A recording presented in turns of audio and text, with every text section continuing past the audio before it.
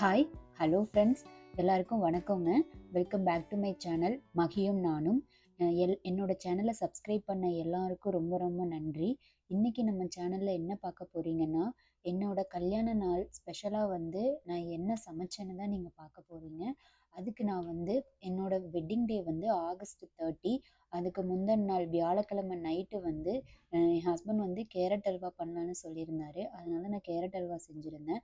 அதுக்கு வந்து ஒரு பேனில் கொஞ்சமாக நெய் சேர்த்து நான் எடுத்து வச்சுருந்த முந்திரியும் திராட்சையும் வந்து அது பொன்னிறமாக ஆற வரைக்கும் நல்லா வறுத்தெடுத்ததுக்கப்புறமா நான் வந்து ஒரு 4 கப் அளவுக்கு கேரட்டை வந்து துருவி எடுத்திருந்தேன். அதை வந்து அந்த நெய் கூடவே சேர்த்து கேரட்டோட பச்சை வாசனை போகிற வரைக்கும் வந்து அந்த நெய்யிலேயே நல்லா ஃப்ரை பண்ணி எடுத்துக்கணும். எடுத்ததுக்கப்புறமா நான் வந்து 4 கப் கேரட்டுக்கு வந்து 2.5 கப் அளவுக்கு பால் எடுத்திருக்கேன். அந்த பாலையும் வந்து அது கூட சேர்த்து நல்லா மிக்ஸ் பண்ணி விட்டுட்டு, கேரட்டு வந்து வேகிற வரைக்கும் வந்து அதிலேயே நல்லா வேக வச்சு எடுத்துக்கலாம். பால் வந்து ஓரளவுக்கு சுண்டுற ஸ்டேஜ் வந்ததுக்கு அப்புறமா வந்து தான் நம்ம சுகர் சேர்த்தணும். நல்லா கலக்கி விட்டுக்கலாம் பால் சேர்த்ததும். அடுப்பை வந்து ஒரு மீடியம்க்கு கொஞ்சம் அதிகமாகவே வச்சுக்கலாம். ஏன்னா வந்து 4 கப்னால அது வந்து வேகிறதுக்கு கேரட்டு வந்து ரொம்ப நேரம் எடுத்துக்கும். அதோட பச்சை வாசனை சுத்தமாக போகணும். இல்லைன்னா கேரட் வந்து அல்வா சாப்பிடும்போது ரொம்ப கேரட் ஸ்மெல் அடிக்கும்.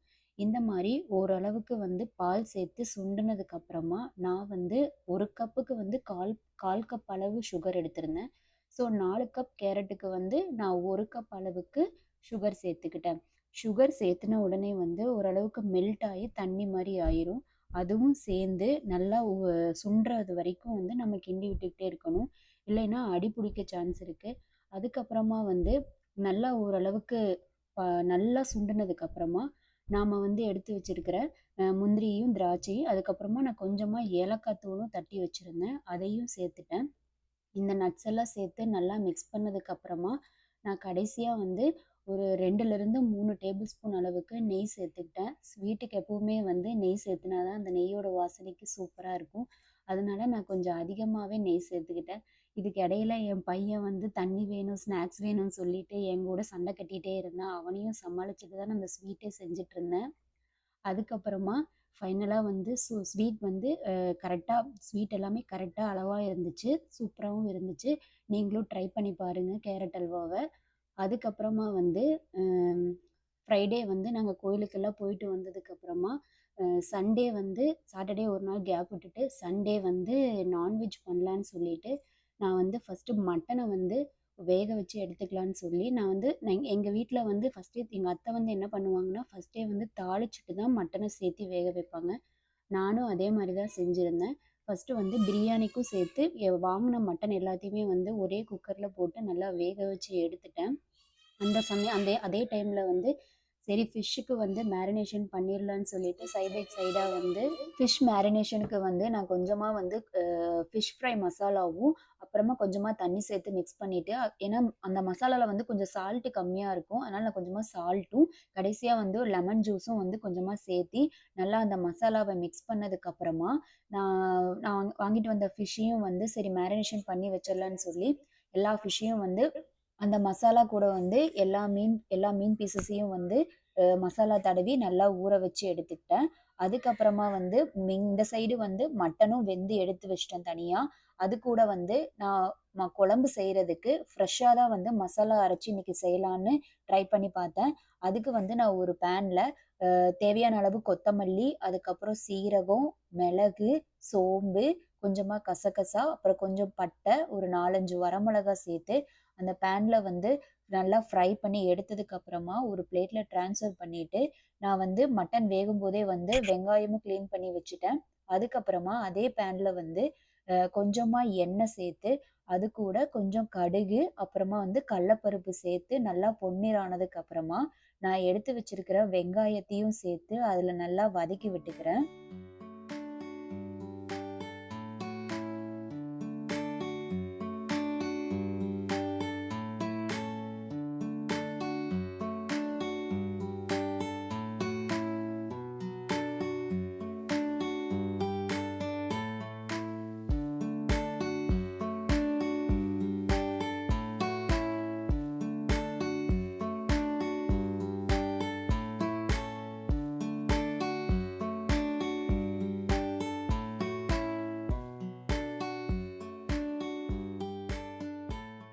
வெங்காயம் வந்து ஓரளவுக்கு வதங்கினதுக்கு அப்புறமா, நான் வந்து ஒரு சின்ன சைஸ் வந்து தக்காளி சேர்த்துருக்கேன். தக்காளி வந்து கம்மியா தான் சேர்த்திக்கணும். இல்லைன்னா தக்காளி குழம்பு மாரி ஆயிரும். அதனால ஒரு சின்ன சைஸ் தக்காளிய வந்து நான் சின்ன சின்னதா கட் பண்ணி, அதையும் சேர்த்து, அந்த வெங்காயம், தக்காளி கூடவே வந்து நல்லா வதங்குறது வரைக்கும் நல்லா வதக்கி விட்டதுக்கு அப்புறமா, கடைசியா வந்து நான் வந்து ஒரு கொஞ்சமா தேங்காய் எடுத்திருக்கேன். தேங்காய் அதிகமா சேர்த்துனாலுமே வந்து இனிப்படிக்கும். இனிப்பு டேஸ்ட் வந்துரும். அதனால வந்து தேங்காய வந்து கடைசியா சேர்த்திக்கணும். நான் வந்து என்ன பண்ணுவேன்னா, சைட் பை சைடா வந்து தக்காளிய வந்து அவன்ல வச்சு ஏன்னா தக்காளி வந்து ரசத்துக்கு எடுத்து வைக்க மறந்துட்டேன். நான் என்ன பண்ணுவேன், அவசரமா ரசமெல்லாம் செய்யும்போது என்ன பண்ணுவேன்னா, சின்ன சின்ன நாளா கட் பண்ணி அவன்ல ஒரு 1 நிமிஷம் வச்சு எடுத்துட்டுவேன். அதுக்கப்புறம் அத புழிஞ்சு, அதுக்கு தக்காளி கூடவே வந்து நான் புளியும் சேர்த்து சூடு பண்ணிட்டேன்னா, அது ஓரளவுக்கு க சாஃப்ட் ஆயிரும். ஸோ தக்காளி வந்து ம ம மசியறதுக்கு கொஞ்சம் ஈஸியா இருக்கும். ஸோ ஒரு பக்கம் வந்து அந்த வ மசாலா வந்து வதங்கிட்டு இருந்தது. அதுக்கப்புறம் நான் சைட் பை சைடா வந்து ரசமும் தாளிச்சு விட்டுட்டேன். ரசமும் வந்து சீக்கிரமா ரெடி ஆயிரும்னு சொல்லிட்டு, அத ஒரு அடுப்புல நான் செஞ்சுட்டுருந்தேன். அதுக்கப்புறமா இந்த சைட்ல வந்து அந்த மசாலாக்கு வந்து வெங்காயம், தக்காளி, அப்புறம் தேங்காய்லாம் வந்து வதங்கிருச்சு. அதுக்கப்புறமா வந்து அ அ மட்டன வந்து சரி மசாலா அரைச்சதுக்கு அப்புறமா, மட்டன வந்து சரி நம்ம அந்த மசாலா கூட சேர்த்து ஒரு 2 நிமிஷம் நல்லா கொதிக்க வைக்கணும். அதுக்கப்புறம் அது வந்து கொதிச்சுட்டு இருந்த டைம்ல, அதே கேப்ல வந்து இன்னொரு பக்கமா நான் பிரியாணிக்கு வந்து ரெடி பண்ணிட்டுருந்தேன். நான் வந்து மட்டன் பிரியாணி செஞ்சிருந்தேன். மட்டன் வந்து பிரியாணி கலவ வந்து தனியா எடுத்து வச்சிருந்தேன். அதுக்கப்புறம் மட்டன் வேக வச்ச தண்ணியையும் நான் கொஞ்சம் பிரியாணிக்காக எடுத்து வச்சிருந்தேன்.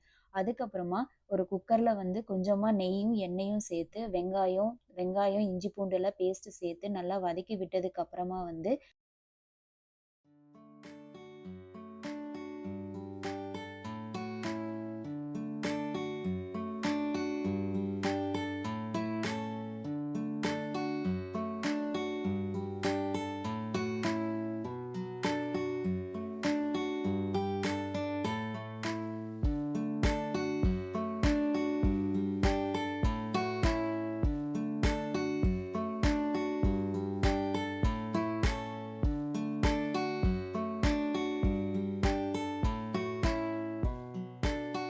வெங்காயம் ஓரளவுங்க வதங்குனதுக்கு அப்புறமா வந்து, நான் எடுத்து வச்சிருக்கிற இஞ்சி பூண்டையும் சேர்த்துட்டேன் அது கூட.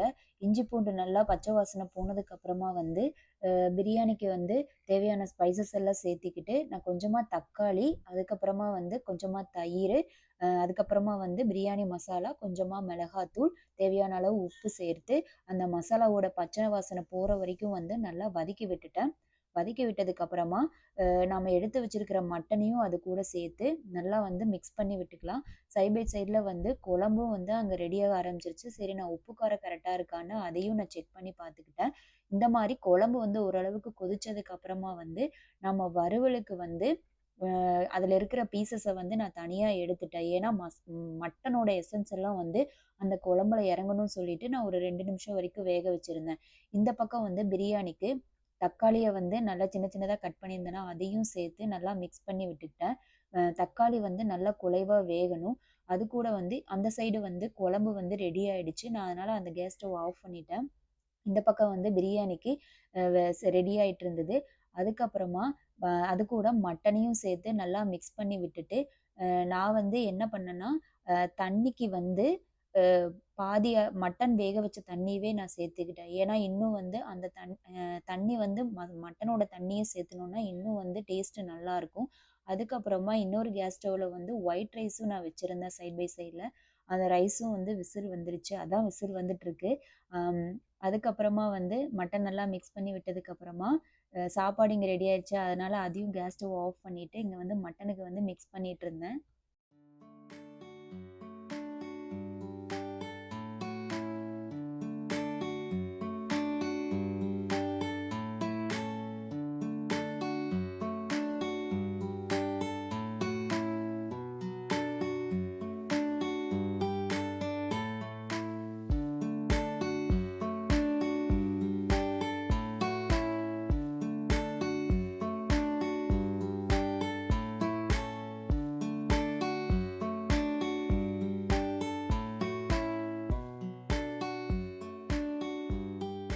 பிரியாணிக்கு வந்து ரைஸ் ஏத்துனதுக்கு அப்புறமா நான் அத ஸ்டவ்ல மாத்தி வச்சுட்டு, இந்த ஸ்டவ்ல வந்து அம் மட்டன் வறுவலுக்கு வந்து நான் கொஞ்சமாக எண்ணெய் சேர்த்து அது கூட வெங்காயம் கருவேப்பிலை சேர்த்து நல்லா வதக்கி விட்டதுக்கப்புறமா நான் வந்து அரைக்கும் போதே வந்து மட்டன் வறுவலுக்கு தனியாக கொஞ்சமாக மசாலா எடுத்து வச்சுருந்தேன்.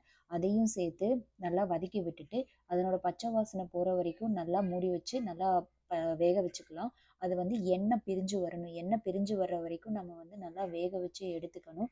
சைட் பை சைடாக வந்து பிரியாணிக்கும் வந்து நான் செக் பண்ணிட்டு இருந்தேன். ஏன்னா அது கிண்டி கலக்கி விடலன்னா வந்து அடி பிடிச்சிரும்னு சொல்லிட்டு அதையும் வந்து நான் சைட் பை சைடில் அதையும் பார்த்துட்டு இருந்தேன். இந்த பக்கமாக வந்து வெங்காயத்தையும் வதக்கி விட்டுட்டு இருந்தேன். கடைசியாக வந்து பிரியாணிக்கு லெமன் ஜூஸ் லைட்டாக ஒரு டேபிள் ஸ்பூன் அளவுக்கு லெமன் ஜூஸ் ஊற்றிட்டு அதையும் நல்லா கலக்கி விட்டதுக்கப்புறமா அந்த தண்ணி சுண்டுற வரைக்கும் நான் மூடி போட்டு மீடியம் ஃப்ளேமில் வச்சு வேக வச்சுட்டு இருந்தேன். இந்த பக்கம் வந்து மசாலாவையும் சேர்த்து நல்லா வதக்கி விட்டுட்டு நான் வந்து மட்டன் வேக வச்ச தண்ணி கொஞ்சம் இருந்துச்சு, அதையும் சேர்த்து அந்த மசாலா கூடவே கலக்கி விட்டு நல்லா வதக்கி விட்டுக்கிட்டேன். மசாலாவோட பச்சை வாசனை போகிற வரைக்கும் வேக வச்சு எடுத்துக்கணும்.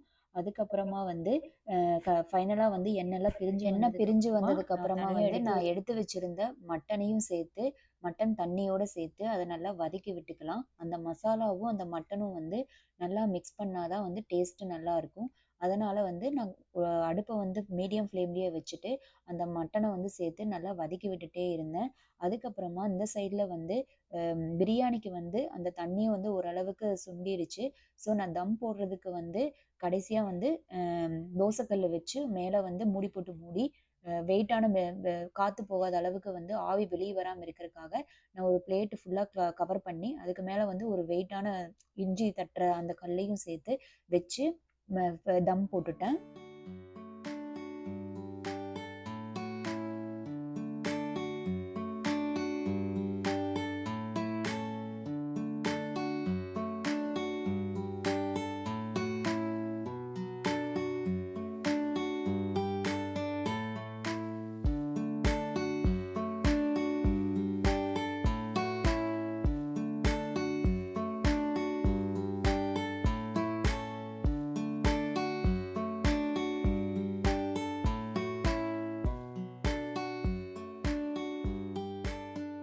ஃபைனலாக வந்துங்க மட்டன் வறுவலும் ரெடி ஆயிடுச்சு. அதுக்கப்புறமா அந்த சைடு வந்து தோசைக்கல்லை வச்சு குக்கர் அது மேலே வச்சு தம்மும் வந்து போட்டு வச்சுட்டேன். ஒரு 10 நிமிஷம் வந்து அந்த தோசைக்கல் சூட்லேயே வந்து இருக்கட்டும் சொல்லி தம் போட்டு விட்டுருந்தேன். கொஞ்ச நேரம் அப்படியே இருக்கட்டும் அப்படின்னு சொல்லி. அப்போ தான் வந்து ரைஸ் வந்து நல்லா உதிரி உதிரியாக வரும். தம் வந்து எப்போவுமே ஒரு 10 நிமிஷம் வந்து அப்படியே அடுப்புலேயே வச்சிடணும், இல்லைன்னா வந்து குழஞ்சிரும். இப்போ வந்து நம்ம பிரியாணி எப்படி வந்துச்சுன்னு பார்க்கலாம். நான் வந்து தட்டு ஓப்பன் பண்ணிவிட்டு பிரியாணி வந்து சூப்பராக வந்திருந்ததுங்க. டேஸ்ட்டு அல்டிமேட்டாக இருந்துச்சு. யாருக்கெல்லாம் மட்டன் பிரியாணி பிடிக்கும்னு சொல்லிட்டு கமெண்ட் பாக்ஸில் கமெண்ட் பண்ணுங்கள். அதுக்கப்புறமா நம்ம வந்து பிரியாணி வந்து தம் உடைக்கும் போது எப்போவுமே ஓரமாக தான் வந்து நம்ம ரைஸ் எடுக்கணும். இல்லைன்னா வந்து பாஸ்மதி ரைஸில் வந்து மட்டன் பிரியாணி பண்ணும்போது ரைஸ் வந்து உடைய வாய்ப்பு இருக்குது. அதனால் சைடில் வந்து நீங்கள் எடுங்க. அதுக்கப்புறமா வந்து ஃபைனலாக வந்து மீன் ஃப்ரை வந்து ரெடி பண்ணியிருந்தேன். எனக்கு வந்து மீன் ஃப்ரை வந்து ரொம்ப பிடிக்கும். அதனால் வந்து சரின்னு ஃபைனலாக வந்து ஃப்ரை இருக்கணும்னு சொல்லிட்டு ஃபிஷ் ஃப்ரையும் பண்ணியிருந்தேன். அதுக்கப்புறமா என் ஃப்ரெண்ட்ஸும் வந்து வர டைம் ஆயிடுச்சு. ஏன்னா இது செய்யறதுக்கே வந்து கிட்டத்தட்ட நான் 2 மணி நேரம் ஆயிடுச்சு. எல்லாமே மேரினேஷன் பண்ணி எல்லாமே நானே தான் பண்ணியிருந்தேனா, பசங்களையும் வந்து ஹஸ்பண்ட் தான் பார்த்துக்கிட்டாங்க. அவங்க கொஞ்ச நேரம் பார்க் கூட்டிகிட்டு போயிட்டு வரேன்னு சொல்லிட்டு அவங்க கூட்டிகிட்டு போயிட்டாங்க. இல்லைன்னா வந்து என்னால் இவ்வளோ டிஷ் வந்து செஞ்சுருக்கவே முடியாது. சூப்பரான நான்வெஜ் காம்போ ரெடி ஆயிடுச்சு. மட்டன் பிரியாணி, அதுக்கப்புறம் ஒயிட் ரைஸ், அதுக்கப்புறம் வந்து மட்டன் ஃப்ரை, ஒயிட் ரைஸ்க்கு வந்து மட்டன் குழம்பும் ரசமும் நான் செஞ்சுருந்தேன். அதுக்கப்புறமா ஃபைனல் டச்சிங்காக வந்து ஃபிஷ் ஃப்ரையும் நான் பண்ணியிருந்தேன். இந்த நான்வெஜ் காம்போ யாருக்கெல்லாம் பிடிக்கும்னு சொல்லிட்டு கீழே கமெண்ட் பாக்ஸில் கமெண்ட் பண்ணுங்கள். அதுக்கப்புறமா என்னோட சேனலை இன்னும் சப்ஸ்கிரைப் பண்ணாதவங்க சப்ஸ்கிரைப் பண்ணிக்கோங்க. இந்த வீடியோ உங்களுக்கு பிடிச்சிருந்தா ஃப்ரெண்ட்ஸ் அண்ட் ஃபேமிலிக்கு ஷேர் பண்ணுங்கள். இன்னொரு வீடியோவில் பார்க்கலாம். தேங்க்யூ. பாய்.